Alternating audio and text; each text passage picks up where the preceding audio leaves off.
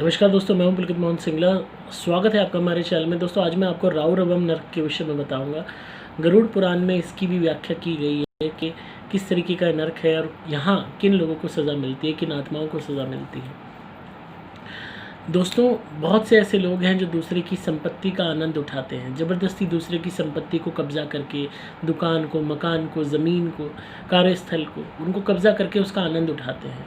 तो जो वो आनंद उठा रहे होते हैं दुकान का, मकान में रहने का, दुकान से कमाई का, है वो किसी और की संपत्ति पर आपने ज़बरदस्ती कब्जा कर रखा है। ज़बरदस्ती किसी की ज़मीन कब्जा करके उस पर आत बटाई कर रहे हो, उसकी फ्रूट्स खा रहे हो। तो जो दूसरे का की संपत्ति, उसके संसाधनों का इस्तेमाल करते हैं फोर्सफुली, ज़बरदस्ती, तो उन पापी आत्माओं को सज़ा मिलती है राहु रवम नाम के नरक में। बहुत लोग होते हैं जो आपको बेवकूफ़ बना के आपकी गाड़ी का इस्तेमाल करते हैं, आपके वाहन का इस्तेमाल करते हैं, आपसे मुफ्त की सवारियाँ लेते हैं, आपको बेवकूफ़ बनाते रहते हैं, आपका सामान इस्तेमाल करते हैं, आपका पैसा आपसे लूटते रहते हैं। दोस्ती में दोस्ती का, प्यार मोहब्बत का नाटक करके आपसे पैसा लूटते रहते हैं, आपके संसाधनों का इस्तेमाल करते रहते हैं, आपके खर्चे करवाते रहते हैं, पर अंदरूनी तौर पे उनके मन में आपके प्रति कोई प्यार, कोई लगाव नहीं होता। वो सिर्फ आपका इस्तेमाल कर रहे होते हैं ताकि आपके सामान का लुत्फ़ उठा सकें, आपके पैसे से जो है मौज कर सकें, और आपकी गाड़ी का सुख उठा सकें, आपके संसाधनों का सुख उठा सकें, और आपको यूँ कह लीजिए चूस सकें, एक गिद्ध की तरह कह लो, जो है आपकी बोटी बोटी नोच सकें, और एक पैरासाइट की तरह चूसते रहते हैं वो आपको, जब तक कि उनका मतलब पूरा नहीं हो जाता, या जब तक आप पूरी तरह खाली नहीं हो जाते।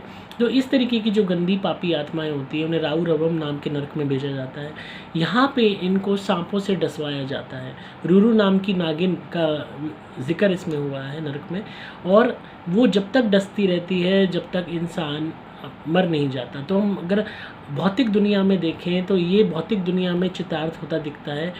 कोई भी लोग हैं, हज़ारों लोग सांपों द्वारा काटे जाते हैं, मारे जाते हैं।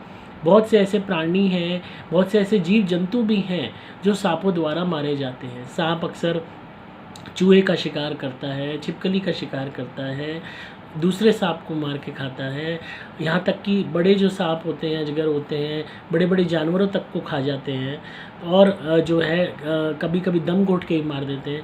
तो अगर आपका प्रारब्ध, आपकी सज़ा निर्धारित होती है किसी की ज़मीन कब्जा करने के कारण, किसी की ज़मीन, दुकान या कार्यस्थल का आनंद लेने के कारण आपकी सज़ा निर्धारित होती है राहु रवम नरक के तौर पे कि इस यहाँ पे आपको भेजा जाए, या आप किसी और के संसाधन इस्तेमाल कर रहे हो, पैसा इस्तेमाल कर रहे हो, घर इस्तेमाल कर रहे हो, बेवकूफ़ उनको बना के, गाड़ी का सुख इस्तेमाल कर रहे हो, हर चीज़ का, तो आपकी अगर सज़ा निर्धारित होती है तो ऐसा हो सकता है प्रेत योनि में जाने के बाद जब आपको अगला जन्म मिले तो सपोज़ आप चूहे बन जाओ, सांप द्वारा खाए जाओ, फिर दोबारा आपका जन्म ऐसे ही किसी जानवर का हो जाए छोटे मोटे, फिर सांप द्वारा डसा गया, खाया गया, या ऐसे, या किसी इंसान का जन्म भी मिला तो सांप द्वारा डसा गया और फिर मौत हो गई, फिर दोबारा जन्म मिला, फिर डसा गया सांप द्वारा, फिर मौत हो गई।